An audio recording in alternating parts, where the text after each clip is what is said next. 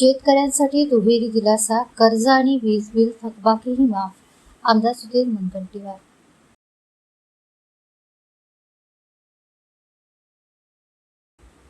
महाराष्ट्र शासनाने शेतकऱ्यांना दिलेला शब्द पाळत राज्यातील शेतकऱ्यांसाठी कर्जमाफी आणि वीज बिल थकबाकी माफीचा ऐतिहासिक निर्णय घेतला आहे. या निर्णयामुळे राज्यातील लाखो शेतकऱ्यांना मोठा आर्थिक दिलासा मिळणार असल्याची माहिती आमदार सुधीर मुनगंटीवार यांनी आयोजित पत्रकार परिषदेत दिली.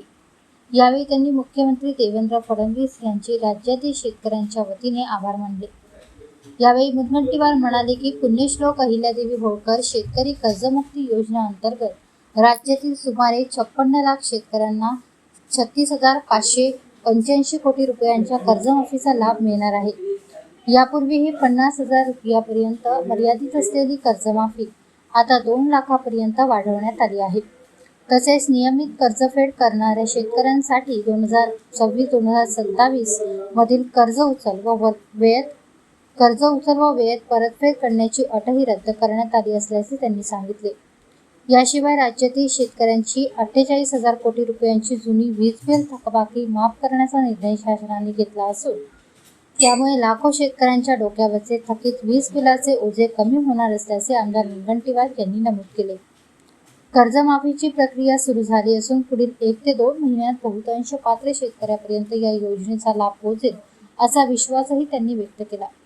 या निर्णयामुळे शेती क्षेत्राला मोठा आधार मिळणार असून शेतकऱ्यांच्या आर्थिक सक्षमीकरणासाठी राज्य शासनाने उचललेले हे महत्त्वाचे पाऊल असल्याचे आमदार मुनगंटीवार यांनी सांगितले.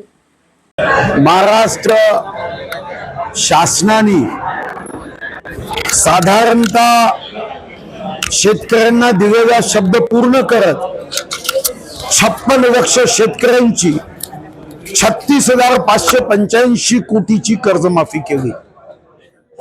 यासोबतच 7.5 हॉर्स पॉवर पर्यंत वीज बिल मोफत आहेच, पण 2024च्या अगोदर जी शेतकऱ्यांच्या खात्यामध्ये थकबाकी आहे अशी 48,000 कोटीची वीज बिलाची माफी सरकारने दिलेली आहे. शेतकरी शेतीचा व्यवसाय हा फायद्याचा व्हावा यासाठी त्याला मदतीची आवश्यकता होती आणि यामध्ये 2 लाख रुपयापेक्षाही कर्ज असेल तर मागच्या उद्धवजींच्या नेतृत्वात सरकारने OTS केलं नव्हतं.